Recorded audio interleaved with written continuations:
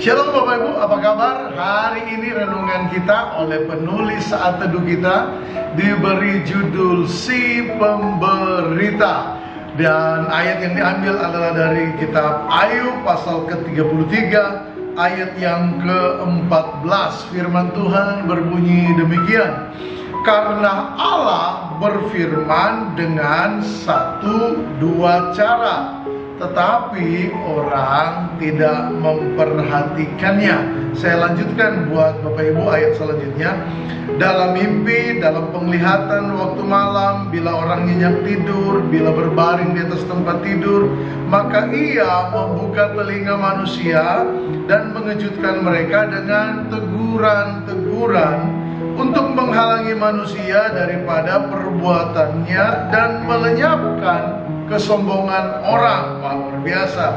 Untuk menahan nyawanya daripada liang kubur dan hidupnya daripada maut oleh lembing. Dengan penderitaan ia ditegur di tempat tidurnya. Nah, ayat ini memberitahu kepada kita bahwa rupanya firman Allah datang dengan satu atau dua cara atau dengan berbagai cara. Penulis renungan kita hari ini mengingatkan kita sebagai orang-orang yang menjadi pendengar firman Allah.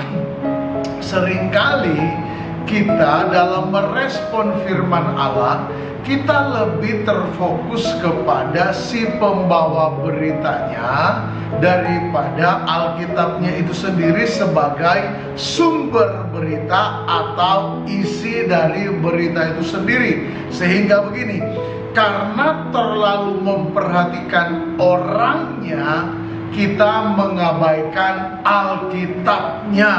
Nah, memang ini sangat mudah terjadi bagi kehidupan kita, karena hati kita itu kan terpapar oleh dosa, sehingga nggak bisa dipungkiri. Seringkali, contoh, kita lebih senang mencari orang-orang atau pembawa berita yang menyampaikan Alkitab dengan cara dia menyampaikan yang sesuai dengan selera kita, cocok dengan selera kita.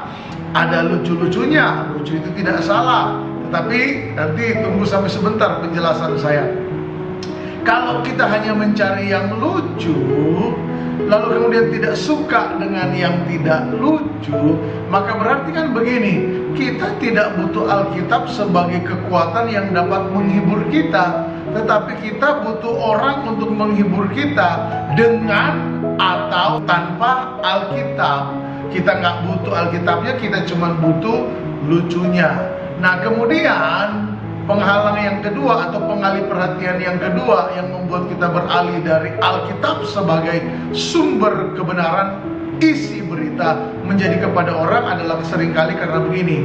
Oleh karena dosa muncul keangkuhan, sehingga kita suka melihat performance atau latar belakang atau semua perhiasan yang dimiliki oleh semua pemberitanya.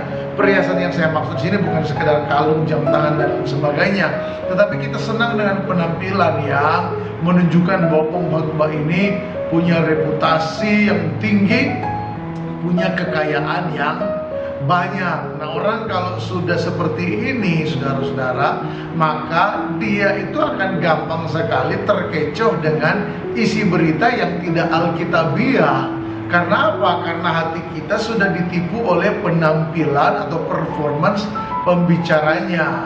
Iya kan?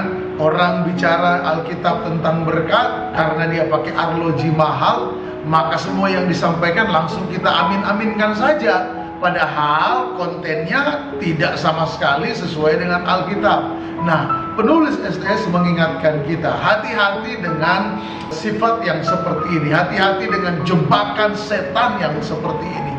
Ayo kembali perhatikan Alkitab. Ada pemberita Alkitab, dan kita semua adalah pemberita Alkitab. Katakan amin. Tetapi antara pemberita dan Alkitab, otoritas tertinggi adalah Alkitab itu sendiri. Mengapa? Karena Alkitab adalah firman Allah. Alkitab adalah pedoman kehidupan kita. Selamat menjalani weekend ini dan hiduplah sesuai dengan panduan Alkitab. Kasih karunia selalu menyertai Anda. Amin.